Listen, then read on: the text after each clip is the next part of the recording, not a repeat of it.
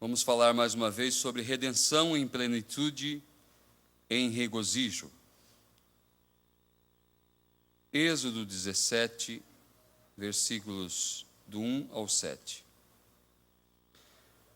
Depois toda a congregação dos filhos de Israel partiu do deserto de Sim pelas suas jornadas, segundo o mandamento do Senhor, e acamparam em Refidim, e não havia ali água para o povo beber. Então contendeu o povo com Moisés, e disseram: Dá-nos água para beber. E Moisés lhes disse: Por que contendeis comigo? Por que tentais ao Senhor? Tendo, pois, ali o povo sede d'água, o povo murmurou contra Moisés e disse: Por que nos fizeste subir do Egito para nos matares de sede, a nós e aos nossos filhos e ao nosso gado? E clamou Moisés ao Senhor, dizendo: Que farei a este povo? Daqui a pouco me apedrejarão. Então disse o Senhor a Moisés: Passa diante do povo, e toma contigo alguns dos anciãos de Israel, e toma na tua mão a tua vara com que feriste o rio. Vai, eis que eu estarei ali diante de ti sobre a rocha, em Horebe, e tu ferirás a rocha, e delas sairão águas, e o povo beberá.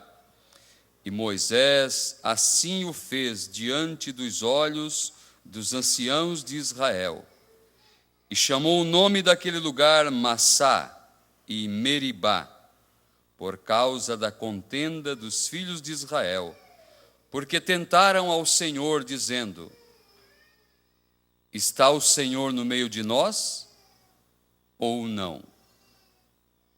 Querido Pai Celestial, dá-nos agora, Senhor, unção suficiente para falarmos da Tua palavra, Pai.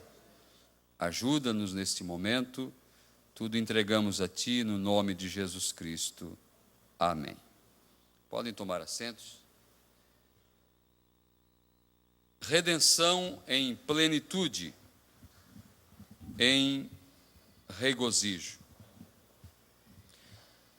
Facilmente se esqueceram das maravilhas do Senhor. Facilmente se esqueceram do que Deus fizera lá no Egito, quando Deus lhes deu redenção pelo sangue, quando suas casas foram livres da peste e da mortandade. Facilmente esqueceram que seus inimigos, seus opressores, foram afogados no mar, quando Deus abriu o caminho e eles escaparam pelo mar.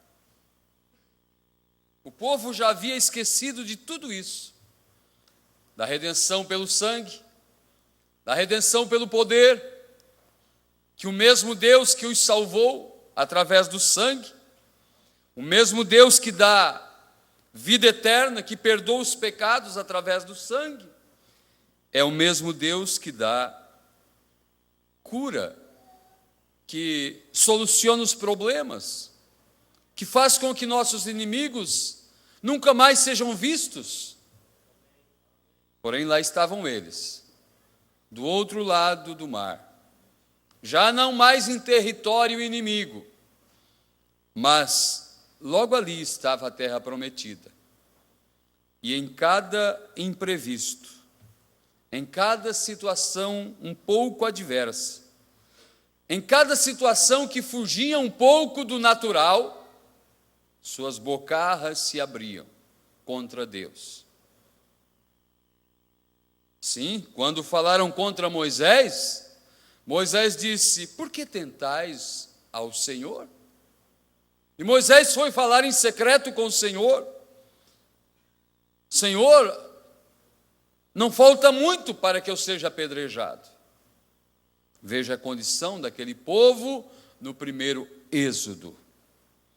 Era um povo que era simplesmente um povo o povo hebreu, o povo de Deus, que estava lá no Egito, mas agora não eram mais um povo.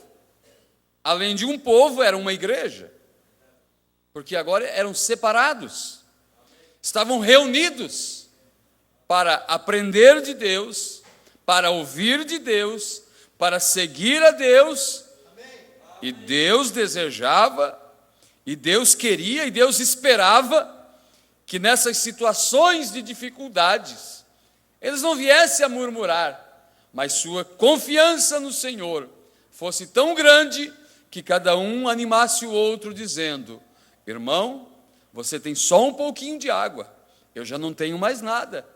Meus familiares já não têm mais água, as crianças já estão pedindo por água. Mas lembre-se, olhe para cima, veja o pilar de fogo. Veja quando o dia amanhecer, se a presença de Deus com a nuvem não para-se diante de nós. Olhe o profeta de Deus, olhe o libertador que Deus enviou para nós no Egito. Acalmai-vos, aquietai-vos, sabei que o Senhor é Deus. Era o que eles deveriam ter feito. Redenção em plenitude, vírgula, e em regozijo, e em júbilo. Era o que Deus esperava deles. Mas, ao contrário, eles estavam mostrando suas cores, porque, mesmo que seus pés caminhassem em direção a Canaã, seus corações estavam amarrados no Egito. Mesmo que seus pés iam em direção à terra prometida, seus corações estavam ainda presos em alhos, em pepinos, em romãs, em carne do Egito e na boa comida que eles tinham no Egito. E eles duvidavam da promessa. Não é uma história longínqua, não é uma história distante. Eis-nos aqui no terceiro Êxodo. Quantos que saíram do Egito? O Egito é o mundo. Quantos que saíram do Egito? O Egito é a denominação. Quantos que foram batizados? Batizados em nome de Jesus. Batizados em Moisés, diz a Bíblia, quando cruzaram o mar. Quantos que estão na peregrinação, mas começam a ter desejo das coisas que eles saboreavam nas denominações e no mundo e nos costumes egípcios. Deus nunca tirou de sobre eles a presença dele. Eles não voltavam, porque eles não tinham mais como voltar. Mas seus desejos os denunciava, que eles preferiam ter ficado no Egito. O Deus poderoso estava a cada dia provando sua presença, mas eles sempre com suas rebeliões. Se envolveram milhares na contradição de Coré, Abirão e Datã, quando se levantaram contra Moisés. A terra abriu-se, engoliu centenas e milhares. A terra se abriu, houve um terremoto, e todos aqueles que revoltosos estavam pela liderança de Moisés e tomaram partido ao lado de Coré, Datã e Abirão, ministros, e mais uns 250 sacerdotes em Israel tomaram partido ao lado de Datã, Coré e Abirão. Tudo povo da mensagem. Mas Deus estava com Moisés. E Deus disse: separa-te, Moisés. Eu vou mostrar que eu sou Deus e que tu és meu servo. A terra se fendeu, engoliu aqueles sacerdotes, engoliu aquele povo que fizera partido ao lado daqueles oponentes. Hoje, a terra não se abre, literalmente, mas o mundanismo, a terra abocanha, engole famílias inteiras, ministérios inteiros. que se revoltam contra a palavra. Se revoltar contra a palavra não necessita dizer que o profeta é falso, não necessita dizer que sua palavra não é verdadeira. Não, mas é desconfiar de alguma coisa. É não ter como real, como verdadeiro, como necessário algumas coisas. Já se torna um antipalavra, um anticristo. Você não quer, de maneira nenhuma, que sua família seja engolida pelo mundo, que a terra se abra e engula. Moças, rapazes, crianças, com seus ministros. No Salmo 95, versículo do 8 ao 11, Davi expressa o que está no coração de Deus, anos mais na frente. E Deus diz através de Davi: não endureçais os vossos corações, como em Meribá, e como no dia da tentação no deserto, quando vossos pais me tentaram, provaram-me e viram a minha obra. 40 anos estive desgostado com esta geração. Eles estavam prestes a entrar na terra prometida. Eles estavam muito perto para entrar, mas depois de estarem tão perto, na divisa, em Cádiz Barneia, quando os espias foram enviados à terra e voltaram trazendo notícias, e a maioria dele trouxe uma má fama da terra, e que era impossível entrarem ali. Não era possível crer em tal promessa, não era possível tal coisa cumprir-se no meio deles. Josué e Calebe se mantiveram firmes. Deus então começou a fazer o povo peregrinar e rodear no deserto, e rodear e levá-los de um lado para o outro, de um lado para o outro, de um lado para o outro, por 10 anos, por 20 anos, por 30 anos, por 40 anos.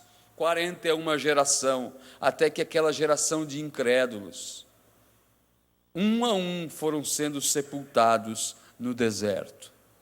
E uma nova geração surgiu.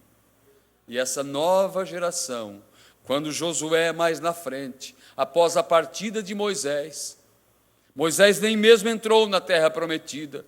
Após a partida de Moisés, após a partida do profeta, Josué, agora tomando a mensagem que o profeta já havia pregado, alinhou o povo e disse: vamos, nova geração, possuamos essa terra, santifiquem suas vestes, aparte-se de suas mulheres, vamos cruzar o Jordão. E eles entraram na terra triunfantes. Aleluia. Mas por 40 anos estive desgostado com esta geração, e disse: é um povo que erra de coração e não tem conhecimento dos meus caminhos. Por isso, diz o Senhor, jurei na minha ira que não entrarão no meu repouso, no meu descanso. Salmo 95. Que coisa, o próprio povo que Deus tirou com mão forte do Egito, Deus os sepulta no deserto. Agora deve ter sido, diz o profeta, uma noite agitada.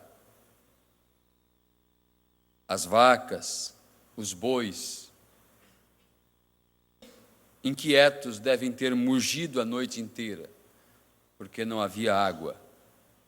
Os camelos, as criações. E foi muito difícil passar aquela noite. Os anciãos, as crianças, as provisões de água começaram a faltar. E talvez alguém saía de tenda em tenda para conseguir um gole de água, para seu filho desesperado, inquieto, intranquilo aquela noite. Ao amanhecer, ao invés de orarem ao Senhor e pedirem ao Senhor e dizer: Senhor, aqui estamos em tuas mãos.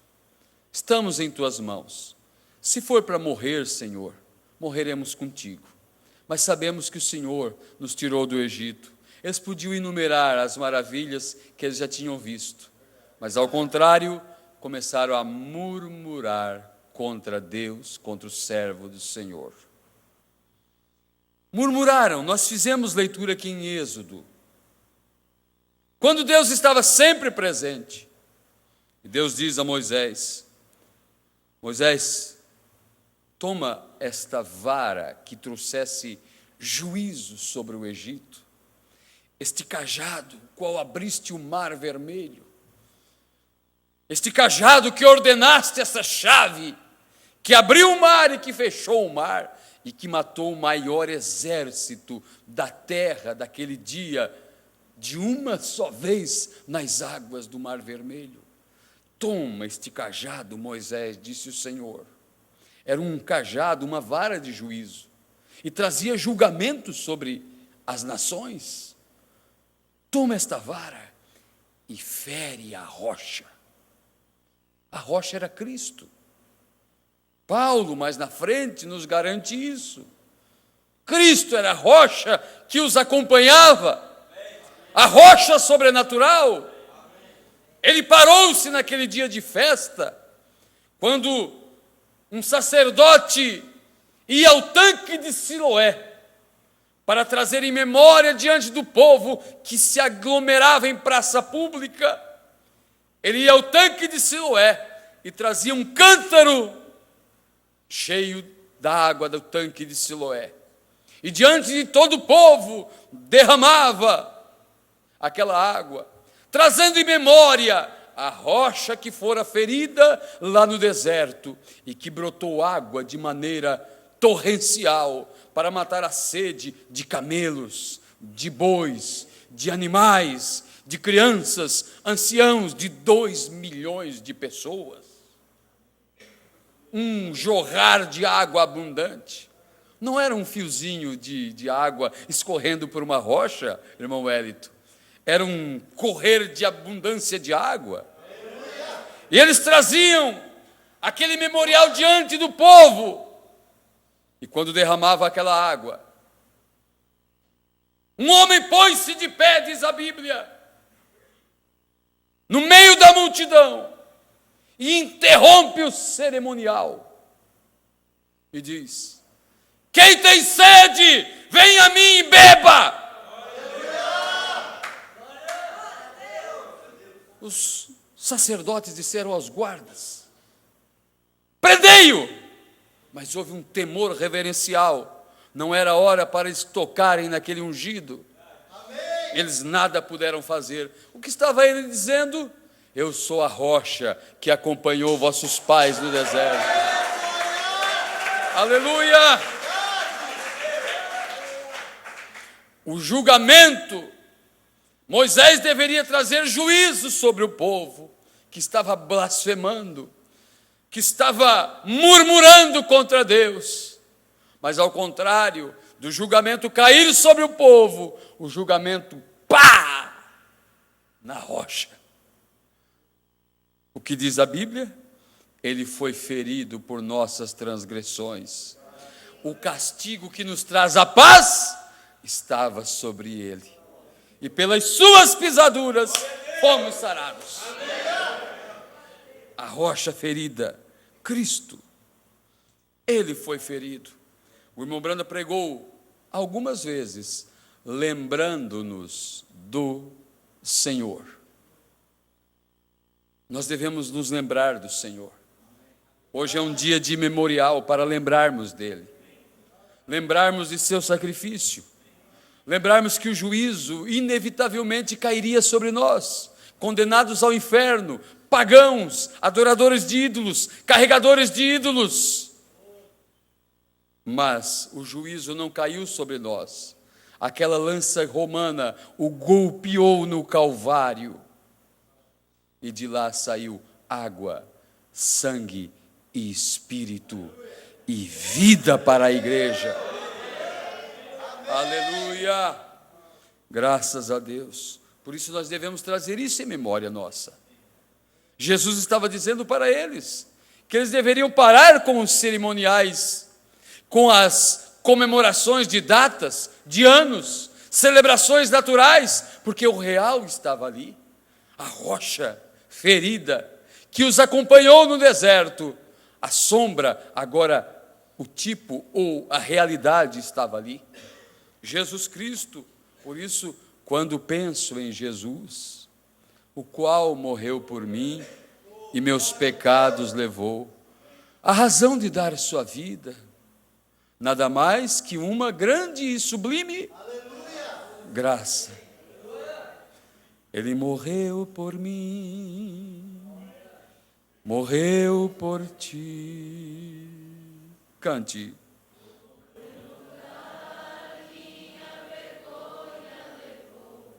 Aquele dia no Calvário, a palavra que sangrou.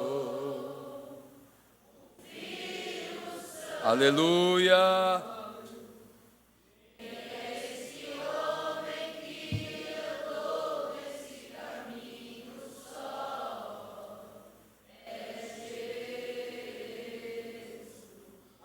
Aleluia. Você está pensando nele essa noite? Você veio com seu culto de sua casa para ter uma comemoração, um memorial com ele, para participar da Santa Ceia do Senhor, lembrando-nos do Senhor.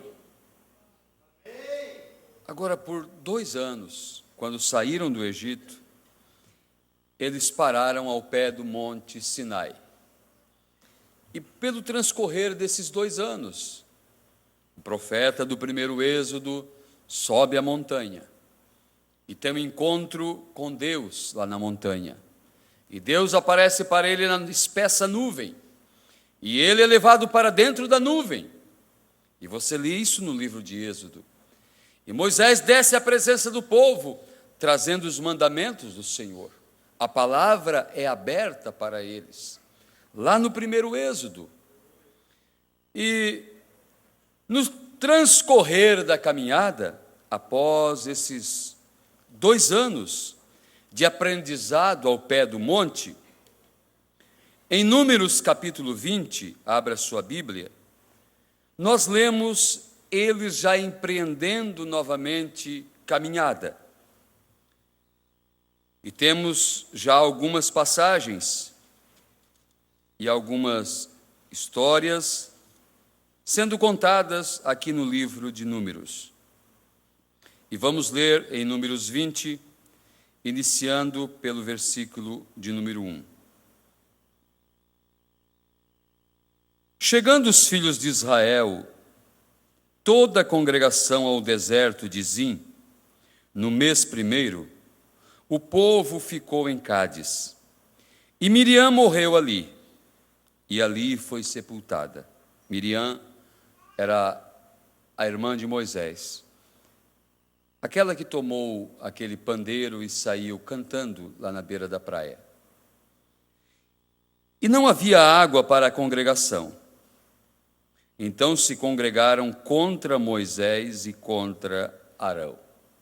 Vê a rebeldia, vê a dureza de coração do povo do primeiro êxodo. E o povo contendeu com Moisés e falaram, dizendo: Oxalá tivéssemos expirado quando expiraram nossos irmãos perante o Senhor. E por que trouxestes a congregação do Senhor a este deserto, para que morramos ali, nós e os nossos animais? E por que nos fizeste subir do Egito para nos trazer a este lugar mau? Lugar não de semente, nem de figos, nem de vides, nem de romãs, nem d'água para beber. Então Moisés e Arão se foram de diante da congregação, à porta da tenda da congregação, e se lançaram sobre os seus rostos, e a glória do Senhor lhes apareceu.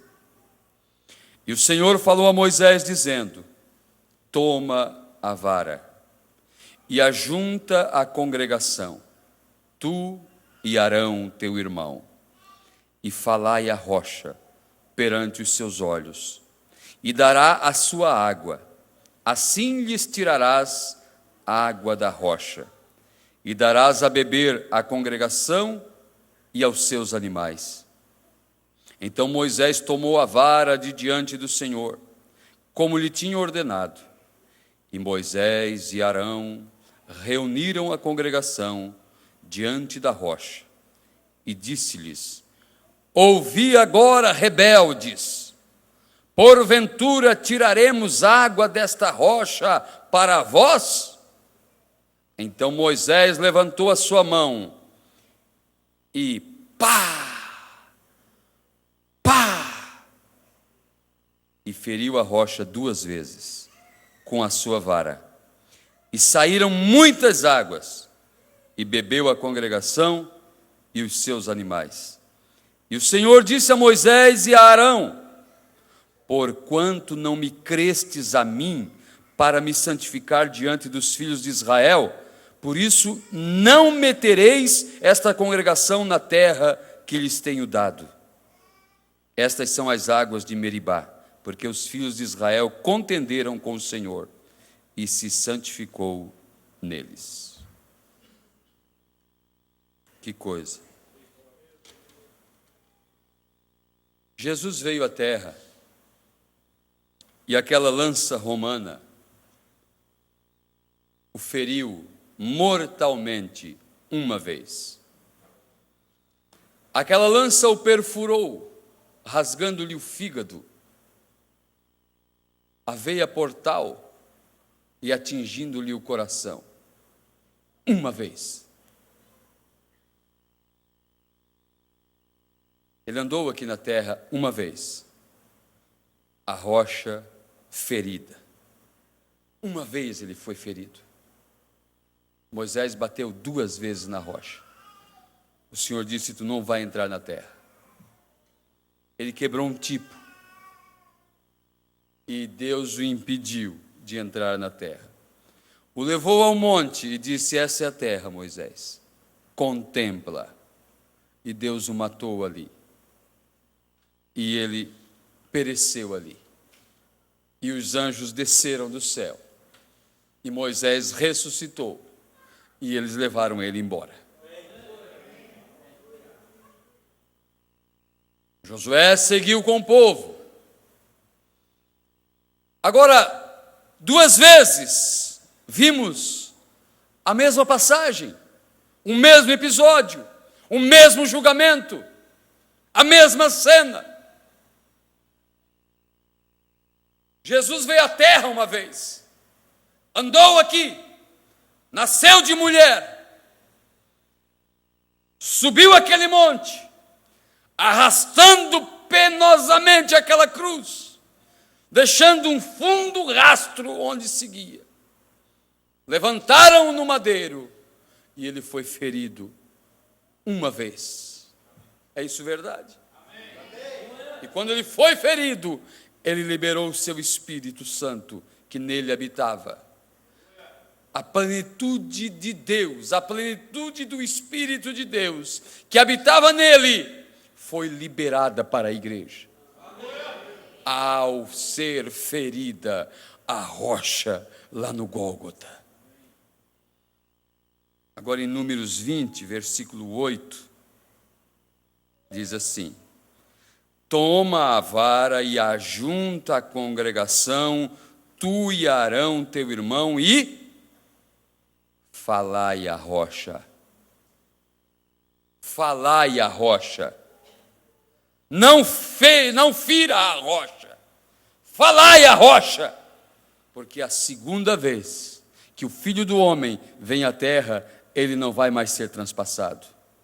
Ele não veio para morrer na cruz, ele não veio para carregar uma cruz, ele foi ferido uma vez, agora ele vem para abrir o livro, agora ele vem para revelar a palavra. Falai à rocha, falai à rocha. Aleluia! Agora ele vem mais uma vez como Filho do Homem, a rocha que é Cristo, o Filho do homem, novamente, numa hora de escassez, numa hora de crise, numa hora de sede, numa hora de desespero, uma hora onde as pessoas, disse o profeta, creio que foi Amós em algum lugar na Bíblia, ele disse, porque irão de um lado para outro, irão vagabundos, vagando de um lugar para o outro, com sede, não sede de água, com fome, não fome de pão, mas sede de ouvir a palavra de Deus. E agora no terceiro êxodo, Deus tem um profeta na terra, que tem a capacidade de entrar na parte de Deus, na parte de trás da mente de Deus, e falar com a rocha, e ter comunhão com a rocha, e ter acesso com a rocha, e ao falar com a rocha, a água sai, para saciar a tua sede, para matar a tua sede, para matar a sede tua, de teu filho, de tua mulher, da tua casa, de tua gente, aleluia, trazendo plena redenção. Falai a rocha. Ele não veio para carregar uma cruz, muito embora denominacionais e pessoas cegas o estão ferindo mais uma vez, quebrando, como Moisés, o grande Moisés, pode você imaginar isso? O grande Moisés, quebrando as Escrituras, o grande Moisés quebrando um tipo, o grande Moisés se envaidecendo perante o povo, quando Deus disse, falai a rocha. Eu sei que o povo está murmurando, Deus poderia dizer, eu sei que eles estão prestes a te apedrejar, eu pensei a dureza do coração dele, mas eu prometi que eu estaria com eles, que eu seria proteção, não prometi eu a eles, através de ti, Moisés, que a minha presença estaria junto, não retirou nunca o pilar de fogo, não retirou nunca o pilar de nuvem, não retirou nunca o maná que caía, não os deixou morrer sedentos no deserto, quando eram picados por serpente, eles tinham aquela serpente de bronze levantada, e traziam um irmão meio trôpego das pernas, porque havia sido picado pela madrugada, por uma serpente peçonhenta que entrara em sua tenda, mas havia no meio do arraial uma haste de bronze e uma serpente de bronze, manufaturada, confeccionada, forjada a fogo, e ao olhar para aquela serpente levantada da haste, ele era curado. Quem que se fez pecado? A serpente é um tipo do pecado. Quem que se fez pecado por nós? Ele foi levantado numa haste. Ele foi levantado daquela cruz. Por que que o médico possui uma haste em sua lapela e uma serpente enrolada? Ele está dizendo, Jesus é o único que cura. Ele está dizendo assim, aleluia! Ele está dizendo, seu Samuel, você toma esse medicamento aqui às 10 da manhã, depois toma à noite, mais esse aqui, e mais esse, e mais esse, e eu olho para a sua lapela, e ela está me dizendo, mas Jesus é o que cura, viu, seu Samuel? Ele é o curador, olhe para Ele! Ele é o que sara as tuas feridas. Glória a Deus. Falai a rocha. Simplesmente falai a rocha. E nesse tempo, Deus comissionou o homem para ter acesso com a rocha. E ao falar com a rocha, veio a água. E Moisés disse perante o povo, acaso temos nós? Como disse ele, então Moisés tomou a vara, reuniu o povo e disse, povo rebelde, porventura tiraremos água desta rocha para vós? Levantou a sua mão e feriu a rocha 2 vezes. A longanimidade de Deus estava ali. E mesmo assim Deus proveu água para o povo. Mas agora é um tempo de perfeição. Não caberia ao profeta do terceiro Êxodo um erro. Ele não poderia errar. Ele tinha que acertar. Sempre, sempre e sempre. E graças a Deus, ele acertou sempre e sempre e sempre. Aleluia! Porque agora foi liberado, diz o profeta, com a abertura dos selos. Os selos é o livro é Cristo. Com a abertura dos selos, o Espírito Santo foi liberado em sua plenitude para a igreja. No tempo de sede, no tempo onde as pessoas andam buscando uma água para saciar sua sede, porém buscam em cisternas, em lugares estagnados, em tanques, onde há azulejos e cerâmica e decorações floridos ali. Mas o que faz uma velha cisterna é colher a chuva que caiu ontem, a chuva que caiu em dias passados, e guardar aquela chuva, e guardar aquela água. Mas aquela água estagnada, ela cria bichos, girinos, e é uma água doentia, e as pessoas fazem grandes aglomerações em torno de tanques, cisternas, e disse o Senhor, através de Jeremias, falando a Jeremias, disse: o meu povo me fez duas maldades. Uma, me deixaram a mim um manancial de águas e cavaram para si cisternas rotas que não retêm as águas. Mas nós não estamos com uma cisterna denominacional, nós estamos debaixo da chuva. A chuva temporã e a chuva seródia que veio agora, nesse tempo. Houve uma nuvem que anunciou essa chuva, aleluia, sinal de muita chuva, sinal de muita água. E os trovões rugiram, sinal de chuva, sinal de água.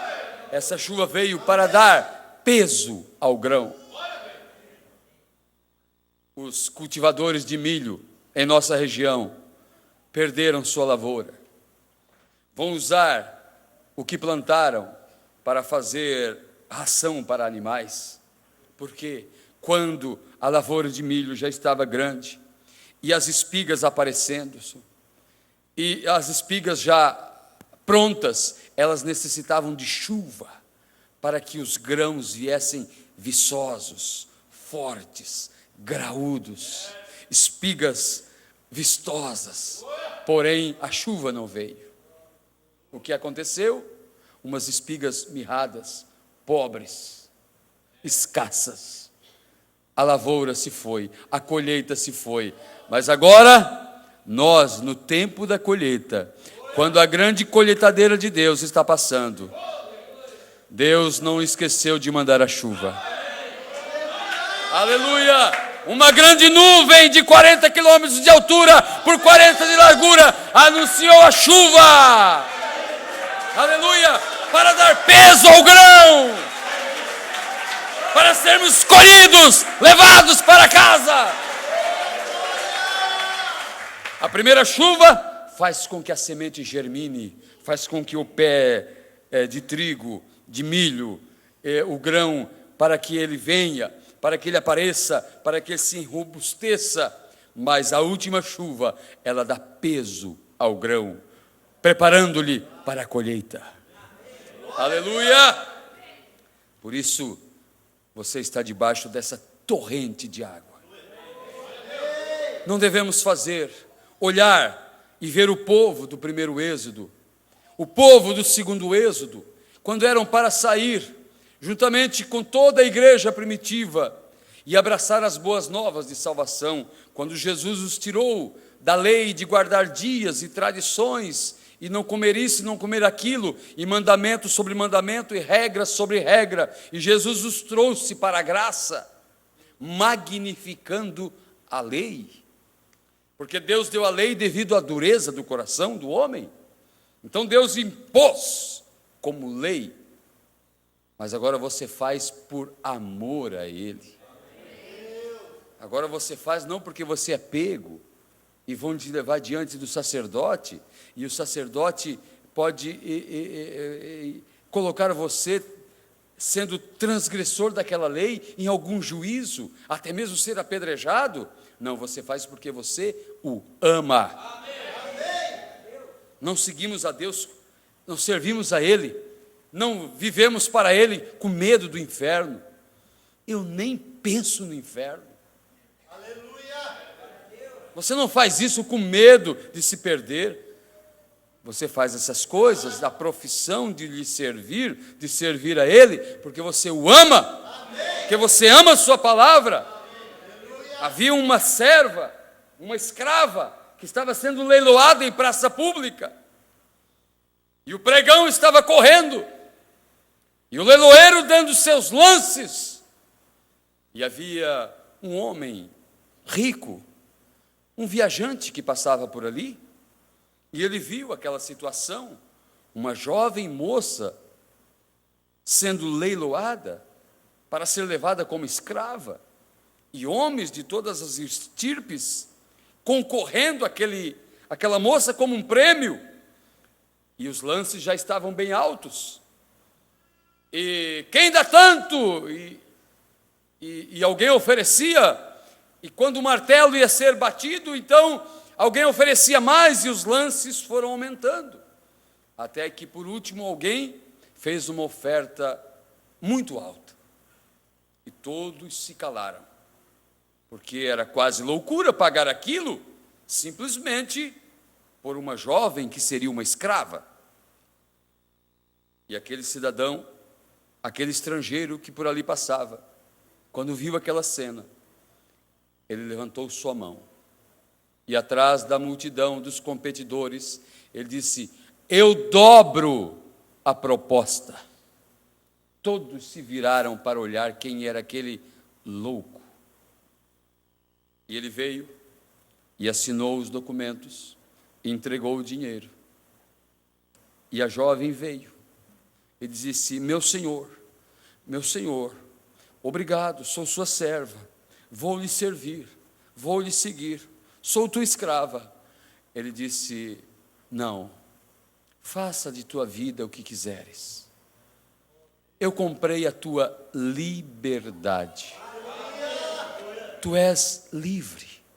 Se quiseres voltar para a tua terra, se quiseres voltar para teu antigo senhor, ou seja o que for. Ela disse: não, eu não vou voltar a lugar nenhum. Eu vou te seguir, por livre e espontânea vontade. Eu quero ser tua serva. Eu escolho isso. Aleluia! Ele comprou a tua liberdade. Você é um salvo. Um salvo hoje é salvo sempre. Alguém disse: irmão Brana, se eu sou um salvo, eu posso ir para o baile? Ele disse: pode. Mas se você é um salvo, você não vai querer ir para o baile. Você vai querer servi-lo, segui-lo, amá-lo, de toda a tua alma, de todo o teu coração. Isso é liberdade. Você viu o sol nascer? Aleluia. Ouça o som de liberdade. Você viu aquela manhã raiar? Não tem como você voltar para a escravidão. Não tem mais como pensar em ser um meio cristão. Prossiga, avance, vá em frente, vá caminhando ao teu alvo, que é Cristo. Aleluia. Esta rocha sempre acompanhou Moisés em sua caminhada. Ele olhava para a rocha. Moisés em suas horas de desespero, em suas horas de desânimo, com uma igreja de 2 milhões de pessoas, ele olhava para a rocha e dizia: ali está a rocha. Ali está a rocha que mata a minha sede. Aquela rocha o seguiu sempre, diz o profeta. E quando ele estava chegando ao Jordão, perto da sua morte, quando a morte começou a subir pela manga de sua roupa, de sua veste, de sua túnica, ele olhou para um lado e ali estava a rocha. Diz o profeta: Senhor, se eu tiver que encarar o Jordão da morte, eu quero ver essa rocha ali. Você sabe, você tem certeza, você tem andado perto dessa rocha. Coloque-se em pé. Enquanto o músico vem aqui para solar suavemente, eu pergunto: você tem caminhado perto dessa rocha? Você tem vivido perto dessa rocha? Você tem visto o que esta rocha tem jorrado de água para você? Você tem certeza que naquele dia, no dia incerto, no dia da adversidade, não pense que só anciãos partem desta vida. Crianças se vão, jovens se vão, homens, mulheres. Muitas vezes temos que ficar a par de notícias que nos deixam boquiabertos. Pessoas com toda a saúde, pessoas com toda a vida pela frente, mas alguns têm que encarar o escuro rio da morte. Mas você tem certeza que, se for necessário você cruzar esse Jordão, aquela rocha estará ali? Tem pensado você nisso? Você não está nem mesmo pronto para viver, se você não está pronto para morrer, para encarar o outro lado. Estamos esperando aquele grande rapto da igreja, o grande arrebatamento. Mas e se tivermos que enfrentar a morte um dia desses? Você tem certeza quem estará te esperando ali à beira do rio, irmãzinha? Papai não estará ali, mamãe não estará ali, o pastor não estará ali, ninguém estará ali, ao não ser a rocha ou um outro personagem que arrasta as almas para o profundo do abismo, para densas trevas, para onde há choro, para onde há escuridão, para onde há desespero, dor. Eu não estou querendo assustar ninguém, eu só estou falando a realidade. Um passo do outro lado, é impossível voltar. Oxalá cada um tenha tempo para reparar sua vida e não ter que dar um passo incerto, e não ter que entrar Jordão adentro, sem a presença do dono da vida. Estará aquele bote de salvação encostado ali naquele porto para te levar com segurança do outro lado, quando um a um tem que passar. Você tem uma alma. Esta alma você precisa prestar conta diante de Deus. Não sejas como aqueles em Meribá. Se hoje ouvirdes a sua voz, não endureçais os vossos corações, como em Meribá e como no dia da tentação no deserto, quando aquele povo provaram-me, viram a minha obra, e por 40 anos estive desgostado com aquela geração. Se hoje ouvirdes a sua voz, por que ficar murmurando em teu coração? Talvez você nunca disse uma palavra, mas lá no teu coração só há murmuração, só há contrariedade. Por que que eu tenho que me vestir assim? Por que que eu tenho que me comportar assim? Por que que eu tenho que ser uma pessoa diferente na sociedade? na escola? Por que eu tenho que ser taxado, taxada de antiquada, de antiquado, de obsoleto, de passado do tempo, da moda?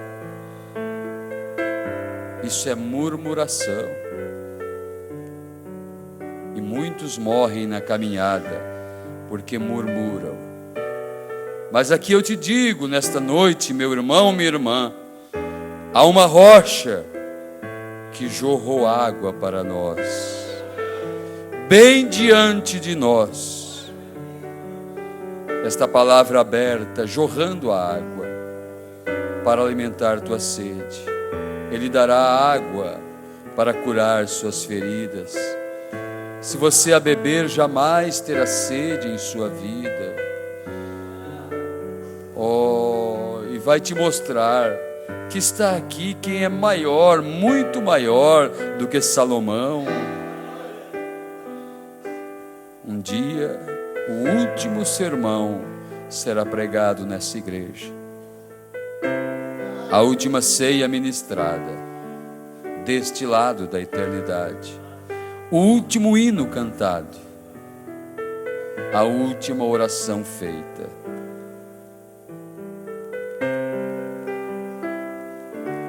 Que desespero será voltar para casa na primeira noite dos 3 anos e meio de grande tribulação.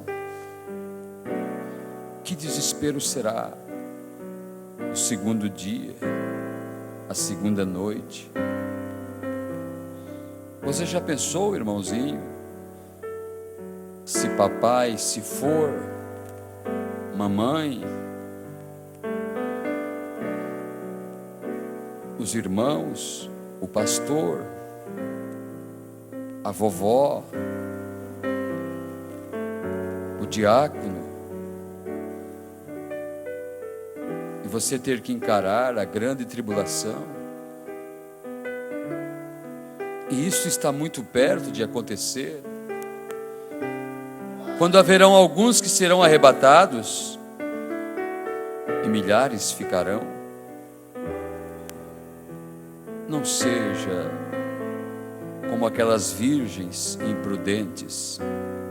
Prepara-te para o encontro com Ele. Ele já apareceu, já foi anunciado. Aí está o noivo, saia ao seu encontro. Adereçai vossas lâmpadas, acenda a luz, acenda a luz. O profeta pregou: há um homem aqui que pode acender a luz. E depois ele pregou: acenda a luz. Ele disse para mim acender a luz, tomar o azeite, colocar na lamparina e acender a luz. Que haja clareza em nosso caminhar. Lâmpada para teus pés é a tua palavra, Senhor, luz para meu caminho. Não deixe eu andar em trevas. Levantaria você sua mão nessa noite e diga para Ele: não deixe caminhar em trevas, Senhor. Não me deixe caminhar em trevas, Senhor. Deixa-me caminhar ao resplendor da tua luz, ao brilho radiante da tua luz. Oh, Senhor, não quero ficar lá atrás num clarão duvidoso, mas ao resplendor da luz. Eis-me aqui, Senhor, mãos se levantam, Pai. Oh, Pai, eu procurei palavras, Senhor, para que eu pudesse de uma forma ou de outra, Pai, entrar neste coração, ó Deus. E através, Senhor, da palavra, que é como um martelo que esmiuça a penha, o coração endurecido, amortecido, como aquele povo que ouviram a tua voz, e mesmo assim foram duros de coração. E eu batalhei essa noite para que produza ali, Senhor, um arrependimento, ó Deus, para que volte caminho atrás, ó Deus, para que possam, Senhor, cada um se acertar, ó Pai. Sim, ó Deus, no nome do Senhor Jesus Cristo. Aleluia.